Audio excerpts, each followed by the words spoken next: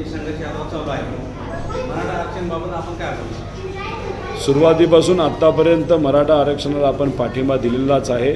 अधिवेशनामध्ये आम्हाला अख्खा एक दिवस आणि तो दिवस कमी पडला तर अजून एखाद दिवस आम्ही अध्यक्षांकडनं मागून घेणार आहोत आणि तिथं सर्वच आमदार या बाबतीत बोलतील आणि सरकार जो कुठला सकारात्मक निर्णय हा आरक्षणाच्या बाबतीत घेतील त्याला कुठेही राजकारण न आणता त्याला पाठिंबा देऊ. शेवटी आरक्षण हे मिळालं पाहिजे, त्यासाठी जे कोणी लोकांनी प्रयत्न केलेत त्यांना पाठिंबा दिलाच पाहिजे आणि हा देत असताना जर प्रश्न उद्या मार्गी लागला जो लागलाच पाहिजे अशी आमची भूमिका आहे तर याचं श्रेय हे समाजामध्ये असणाऱ्या सामाजिक कार्यकर्त्याला जातं, कुठल्याही नेत्याला जात नाही. 31 डिसेंबरला सरकार पडणार आहे असा आमचा सगळ्यांचा सुद्धा काही प्रमाणात अंदाज आहे. ज्या पद्धतीने हे सरकार काम करत आहे, आश्वासन देत आहे, त्याच्यावर कुठेही आश्वासनावर काम केलं जात नाही. अपेक्षा सर्वांच्याच वाढवलेल्या आहेत आणि मग अशा परिस्थितीमध्ये सरकारमध्ये असणारे सर्व मंत्री, मुख्यमंत्री वेगळी भूमिका घेतात, त्यातले जे कॅबिनेट मंत्री तिसरीच भूमिका घेतात, तसंच उपमुख्यमंत्री चौथी भूमिका घेतात, दुसरे उपमुख्यमंत्री 6वी भूमिका घेतात आणि अशा परिस्थितीमध्ये एकाच सरकारमध्ये जेव्हा सगळेच वेगळ्या वेगळ्या भूमिका जेव्हा घेतात तेव्हा सहजपणे आपण सांगू शकतो हे सरकार जास्त दिवस टिकणार नाही. हे टिकणार नाही असं आम्हा सगळ्यांना वाटतंय आणि लोकसभेबरोबरच विधानसभा होईल असं आम्हा सगळ्यांना वाटतंय. पण अजून एक भीती आम्हाला वाटत आहे की जे बीडला घडलं, सत्तेत असणाऱ्या एका शक्तीला घडवलं, जसं बीडला घडवलं ते जानेवारी महिन्यामध्ये अख्ख्या महाराष्ट्रामध्ये होईल का काय अशी भीतीसुद्धा आम्हा सर्वांना तिथं वाटत आहे. आणि मला लोकांना आव्हान करायचं आहे, सत्तेतले नेते नाही तर विरोधातले नेते कुणीही काय बोललं तरी गावागावामध्ये आपापल्या भागामध्ये शांतता ठेवणं, एकोपा ठेवणं, संतांचे विचार, महाव्यक्तींचे विचार जपणं हे आपल्या सर्वांची जरूरत आहे. नेते येतील, काही लोकांना भडकवतील, भडकून आपण एकामेकाची डोकी फोडणं हे योग्य नाही. महाराष्ट्रामध्ये अशांतता राहणं हे विकासासाठी, गरीब लोकांच्या हितासाठी नाही. त्यामुळे या दृष्टिकोनातून 31पर्यंत हे सरकार पडू शकतं. जानेवारीमध्ये बीडसारखी परिस्थिती काही लोकांकडनं, सत्तेत असणाऱ्या लोकांकडनं केली जाऊ शकते आणि विधानसभा आणि लोकसभा ह्या एकत्र येऊ शकतात.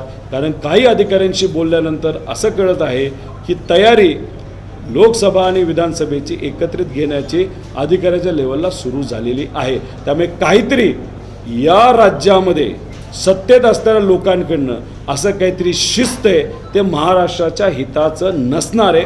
ही गोष्ट आज आपण सर्वांनी लक्षात घ्यावी. आंतरवाली सराटी येथे जो संशयित पकडला तो राष्ट्रवादी असल्याचं चर्चा. तो राष्ट्रवादीचा असू द्या, BJPचा असू द्या, काँग्रेसचा असू द्या, अजून कुठल्याही इतर पक्षाचा असू द्या, जेव्हा पहिला लाठीचार्ज शासनाकडनं होतो, पोलिसांकडनं होतो, जेव्हा आई बहिणींना तिथं लाठींनी मारलं जातं तेव्हा तिथे असणारा प्रत्येक युवा हा पार्टी बघत नाही, माणुसकी बघतो आणि माणुसकीच्या नादामध्ये जेव्हा मस्तकात आग जाते तेव्हा त्यांच्या हाताला कुणीही थांबवू शकत नाही. मला सरकारला एवढंच सांगायचं आहे, पोलिसांनी लाठीचार्ज पहिला का केला, कोणाच्या फोनवर केला हे स्पष्टपणे कुठेतरी लोकांना तुम्ही सांगा. तुम्ही असेच कार्यकर्ते पकडत राहिलात, त्यांच्यावर कारवाई करत राहिला आणि कुठेतरी वेगळ्या प्रकारचा रंग देण्याचा जर प्रयत्न केला तर हे लोक समजून घेतील, लोक याच्यावर प्रतिक्रिया देतील. बीडमध्ये काय झालं हे सरकारने सांगावं. बीडमध्ये जे काही मराठा समाजाचे दुकानदार असतील, नेते असतील, OBC समाजाचे नेते असतील, दुकानदार असतील, हॉटेलवाले असतील, यांच्यावर कारवाई याच्यावर जेव्हा हल्ले होत होते, जाळपोळ होत होती, महिला आत होत्या, बाळकं आत होते, वडीलधारी आत होती, तरी सुद्धा घर जाळलं जात होतं. अशा परिस्थितीमध्ये 7 तास पोलिसांनी तिथं कुठलीही कारवाई त्या लोकांवर का नाही केली? हे प्रोफेशनल लोक तुम्ही आणले गेले, ज्यांच्याकडे पेट्रोल बॉम्ब होते, ज्यांनी प्रत्येक घराला एक विशिष्ट नंबर दिला होता, त्यांच्याकडे दगडं विशिष्ट प्रकारची होती, त्याच्याचबरोबर त्यांच्यात जे काही लोक होते एका दगडामध्ये एक CCTV ते फोडत होते. त्या गाड्या ज्या ॲम्ब्युलन्सेस आल्या होत्या त्या कुठून आल्या, कशा आल्या, त्यांना घेऊन कुठे गेल्या याच्यावर स्पष्टपणे सरकारने कुठेतरी सांगावं. पोलीस जर तिथं काम करत नव्हतं म्हणजे कुठेतरी मराठा विरुद्ध OBC या महाराष्ट्रामध्ये व्हावं यासाठी कुठली तरी शक्ती प्रयत्न करत आहे आणि त्या शक्तीचं जर पोलीस हे ऐकत असेल मग ती शक्ती सत्तेत आहे असं आमच्या सगळ्यांचं मत आहे.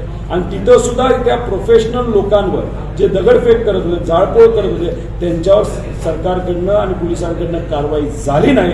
कारवाई झाली कोणावर तर गरिबावर, जे साईडला राहून फक्त बघत होते, थांबवण्याचा प्रयत्न करत होते, तिथं सुद्धा कारवाई करत होता. विशिष्ट पद्धतीनेच केली की उद्या जाऊन कुठेतरी असा एक मेसेज जाईल की तिथं असणाऱ्या मराठा समाजाच्या कार्यकर्त्यांवर कारवाई झाली, वातावरण अजून तापवेल. आणि हे तापवत मला तर भीती अशी वाटते की डिसेंबर महिना गेल्यानंतर जानेवारीमध्ये कुठेतरी अशा पद्धतीने महाराष्ट्रामध्ये वातावरण तापवण्याचा प्रयत्न हा काही लोकांकडनं केला जाईल, ज्याच्यामुळे खूप मोठ्या प्रमाणात समाजामध्ये तेढ हा निर्माण होऊ शकतो.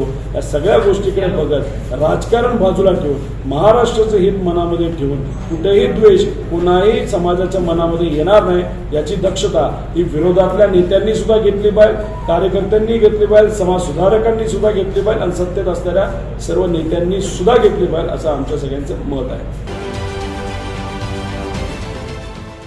देश विदेशातील प्रत्येक घडामोडींचे लाईव्ह अपडेट मिळवण्यासाठी आता साम टीव्हीच्या सर्व सोशल मीडिया प्लॅटफॉर्मला लाईक, फॉलो आणि सबस्क्राईब करा. तसंच सर्व नोटिफिकेशनसाठी बेल आयकॉन प्रेस करायला विसरू नका.